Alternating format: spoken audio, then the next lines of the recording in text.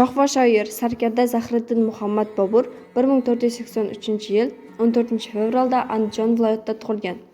Uning onasi Qutlug' Nigor xonim, otasi esa Umarshayx Mirzo. Uning to'liq ismi esa Zahiriddin Muhammad ibn Umarshayx Mirzo. Boburning otasi Umarshayx Mirzo Farg'ona viloyati hokimi, onasi Qutlug' Nigor xonim esa Mo'g'uliston xoni va Toshkent hokimi Yunusxonning qizi edi. Boburning onasi o'qimishli va oqila ayol bo'lib, Boburga hokimiyatni boshqarish ishlarida faol ko'mak bergan. Bobur 1494-yil 12 yoshda taxtga chiqdi. 1503-1504-yillarda Afg'onistonni egalladi. 1519-1525-yillarda Hindistonga 5 marta yurish qiladi. Zahiriddin Muhammad Bobur 1530-yilda 47 yoshda 26-dekabrda Agrada vafot etadi. Boburning ikki devoni, Hind devoni va Kobul devoni tuzgan yozma manbalarda ta'kidlanadi. U arab alifbosini isloh qilish yo'li bilan xatti Boburiy deb nomlangan yangi yozuv shaklini 20 yoshida kashf etgan. Boburning eng mashhur asari Boburnoma bo'lib, tarixiy badiiy memuar janrida yozilgan. Asarda 1494-yildan boshlab, ya'ni Bobur taxtga chiqqan davridan to umrining oxirigacha bo'lgan voqealar xronologik tartibda yoritilgan. Bobur fiqh, ya'ni islom huquqi masalalariga ham e'tibor qaratib, Mubayyin nomli asar yozgan. Unda shariat, qonun qoidalari she'riy uslubda bayon qilingan. Shuningdek, Bobur Arus risolasi nomli ilmiy asar ham yozgan. Hoji Ahror Valiyning Validiya asarlari she'riy uslubda tarjima qilgan. Manbalarda harb ishi, musiqa ilmi asarlari ham tilga olingan, biroq ular hanuz topilmagan. 1992-yildan buyon O'zbekistonda Bobur nomli xalqaro jamoat fondi faoliyat yuritadi.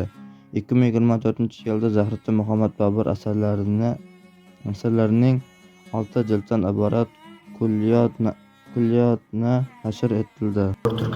Turkiy va forscha tillarda ijod qilgan so'zshunos shoir bo'lib, uning turkiy tildagi she'rlari ikkita devon, Kobul devoni va Hind devonida o'rin olgan. Ammo afsuski, Kobul devoni bizgacha yetib kelmagan yoki hanuz topilmagan. Hind devonida 400 dan ortiq she'r bo'lib, lirik, tuning, g'azal, ruboiy, tuyuqda, masnaviy, muomma kabi janrlarda bitilgan.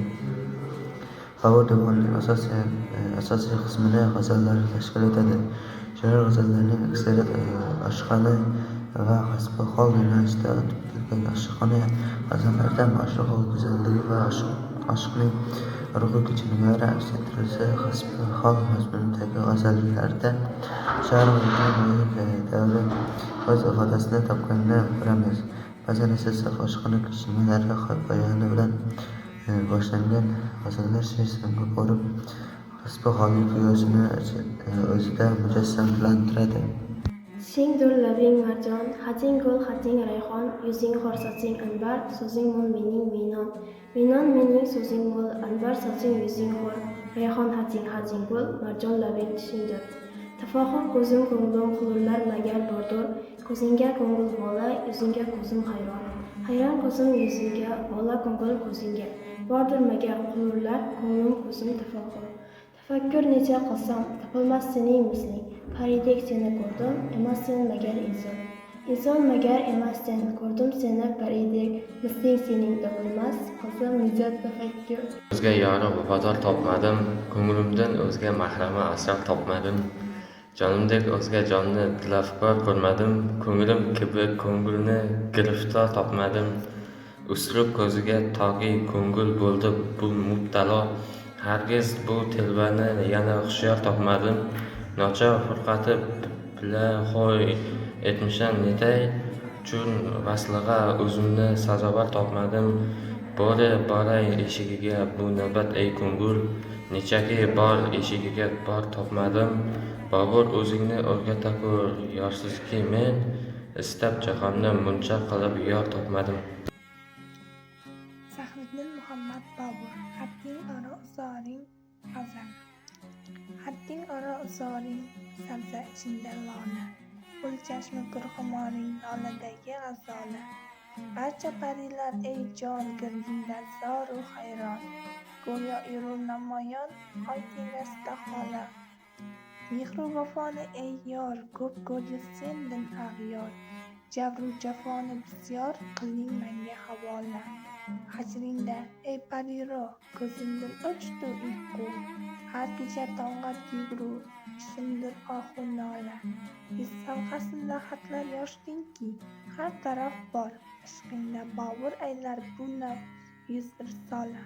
Mirzo Muhammad Bobur g'azallari bizni inson qalbining eng nozik tuyg'ulariga yaqinlashtiradi.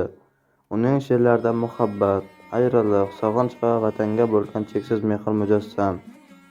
Bobur g'azallari asrlar o'tsa ham o'z qadrini yo'qotmaydi va har bir avlod qalbiga yo'l topoladi.